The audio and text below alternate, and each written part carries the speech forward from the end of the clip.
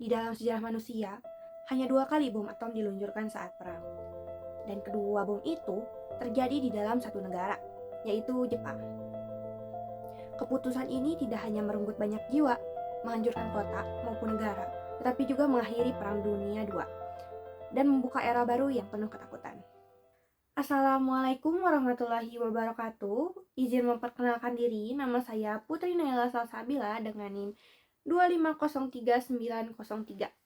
Video ini dibuat sebagai pemenuhan tugas ujian tengah semester Sejarah Peradaban Barat yang membahas mengenai pengeboman Hiroshima dan Nagasaki dan menyerahnya Jepang sebagai akhir dari Perang Dunia II. Pada tahun 1945 menjadi titik akhir dari Perang Dunia II. Namun, meskipun perang di Eropa sudah berakhir, perjalanan konflik di Asia Pasifik masih terus berlangsung sengit, di mana Jepang masih melawan Amerika Serikat dan juga sekutu. Keputusan besar yang diambil, yang mana akhirnya akan mengubah sejarah dunia selamanya. Pada tahun 1930-an, Jepang berkembang menjadi negara militer yang agresif dan juga unggul. Mereka memperluas wilayah kekuasaan di berbagai daerah di Asia, termasuk Cina dan Asia Tenggara. Salah satu titik penting adalah serangan ke Pearl Harbor pada tahun 1941 yang membuat Amerika Serikat ikut resmi dalam Perang Dunia II. Sejak saat itu, perang di kawasan Pasifik semakin meluas.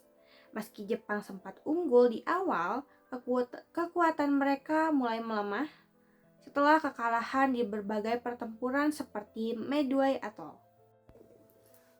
Pada tahun 1945, kondisi Jepang semakin terdesak. Banyak kota hancur akibat pengeboman, persediaan makanan dan bahan bakar menipis, dan juga kekuatan militer yang awalnya unggul menjadi semakin melemah. Namun Jepang tetap menolak menyerah tanpa syarat.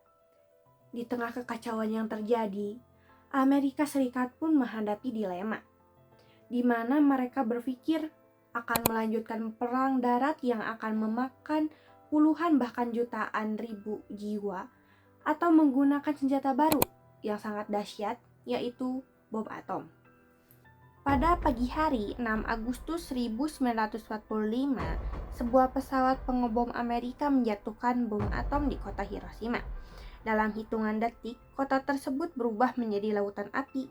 Ledakan besar disertai suhu ekstrim dan juga radiasi mematikan dan menghancurkan hampir seluruh kota. Sekitar 70.000 hingga 80.000 orang tewas seketika. Yang mana Presiden Harry Truman menyatakan, "We have used it in order to shorten the agony of war." Yang mana tujuan dari bom ini adalah untuk mempercepat akhir perang dan mengurangi penderitaan yang lebih besar. Namun meskipun kehancuran yang terjadi sangat dahsyat, Jepang belum juga menyerah dalam kasus ini.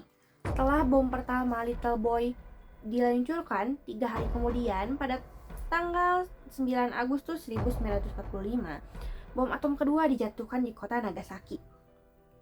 Awalnya target utamanya adalah kota Kokura, tetapi karena perkiraan cuaca buruk, target dialihkan kepada Nagasaki.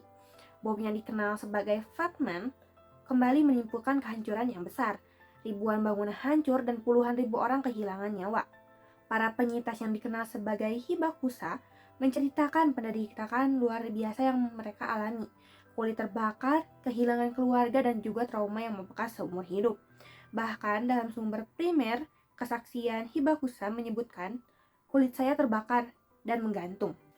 Di tengah situasi yang kacau, tekanan terhadap Jepang semakin besar karena tidak hanya Amerika tetapi juga Uni Soviet menyatakan perang terhadap Jepang dan menyerang wilayah Manchuria pada tanggal 8 Agustus 1945. Hal ini tentunya sangat memukul Jepang karena tekanan dari Amerika dan juga Uni Soviet.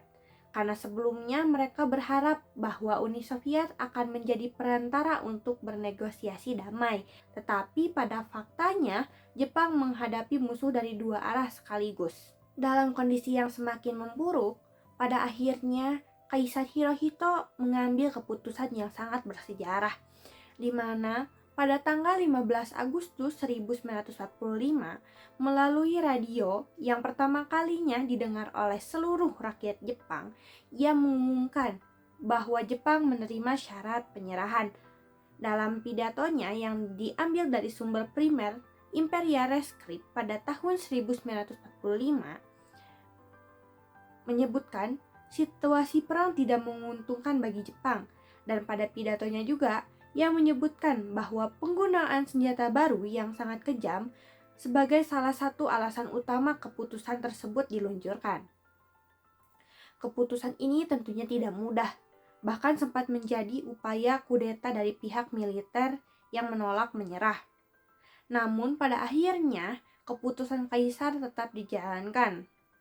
Hingga pada tahun 1945, tepatnya tanggal 2 September, di atas kapal perang USS Missouri, dokumen penyerahan ditandatangani di hadapan perwakilan sekutu, yang mana Perang Dunia resmi berakhir. Dalam kasus ini tentunya membawa dampak yang besar bagi dunia. Pertama, Perang Dunia yang telah berlangsung selama 6 tahun akhirnya berakhir. Kedua, dunia memasuki era baru, yaitu era nuklir, di mana senjata bermusuh-massa menjadi ancaman bagi global. Ketiga, keseimbangan kekuatan dunia menjadi berubah, dengan Amerika Serikat dan juga Uni Soviet yang muncul sebagai dua kekuatan besar yang kemudian terlibat pada Perang Dingin. Keempat, di kawasan Asia, kekalahan Jepang membuka jalan bagi kemerdekaan negara-negara yang sebelumnya dijajah, dan menguntungkan salah satunya bagi Indonesia dengan adanya kemerdekaan Indonesia. Pengeboman Hiroshima dan Nagasaki bukan sekadar akhir dari perjalanan perang, tetapi juga tentang konsekuensi dari penggunaan teknologi dan juga konflik manusia. Sejarah ini mengajarkan bahwa di balik kemenangan, seringkali ada harga kemanusiaan yang sangat mahal. Dan hal itu menjadikan perdamaian menjadi hal yang harus terus dijaga oleh seluruh umat manusia. Sekian, terima kasih. Wassalamualaikum warahmatullahi wabarakatuh.